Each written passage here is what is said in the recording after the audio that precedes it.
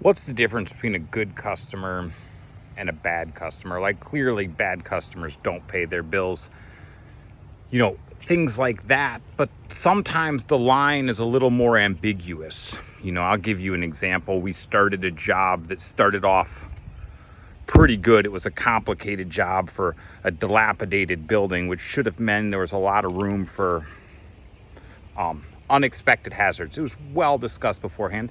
And through the early part of the contract, the customers were more needy than necessary, but also pretty forgiving, And then the job turned upside down due to some critical issues, which were more than half my fault.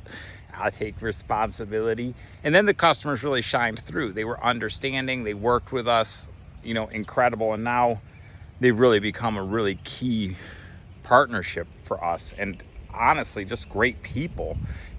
All good people have quirks, and I'm no different. If you get along with me, it probably means you've been through the ringer, and that's the way these customers were. And turns out now everything's really incredible, and I get a lot of work from them.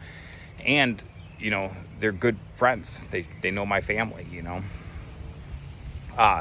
now I have this landlord issue. I'm a good customer. I mean, yes, I park in the grass, yes, but the yard is kept. The leaves aren't left under the trees. The gardens are taken care of, the inside of the house is well kept. And yet, my relationship with my landlord is contentious. Why, right? Does she not like the way I spoke to her on the phone at some point? Was I in a rush? Who knows? But she has me labeled as a bad customer. And that is a bad business move, because now Carolina Moves, seriously, adjust your management. I'm happy to say that publicly. And if you would have played your cards right, our relationship would be really mutually good. You know what I'm saying?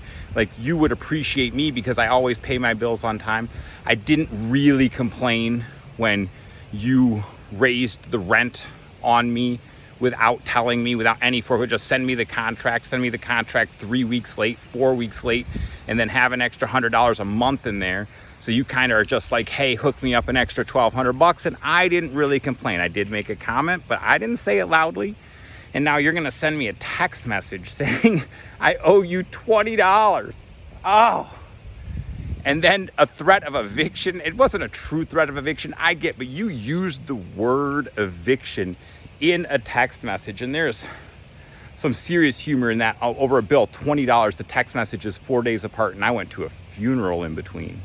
Wow. So I'm going to protest the $20 for a while. We'll see where it ends up.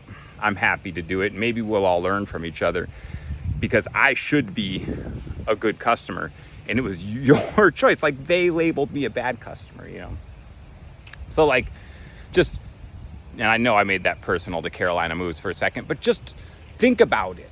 You get to choose sometimes if your customers are good customers or bad customers, and you're going to be more successful in life the more good customers you have. So sometimes biting the bullet for a customer is necessary and shouldn't lead to any resentment. You know what I'm saying? Like, sometimes a customer doesn't understand there's a thing that was outside of your scope of work, and you jump in and get that thing done. Explain to the customer that you feel it's outside your scope of work, but also it's no problem because you're just going to do it, right, for free, because they're a good customer, is a lot different than taking a customer and saying they're asking me to do things I'm not even required to do, so therefore I'm not going to do it.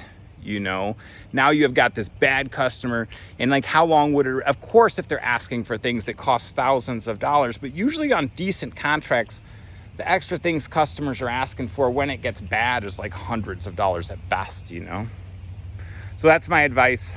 Keep your customers good customers. Don't let your customers be bad customers.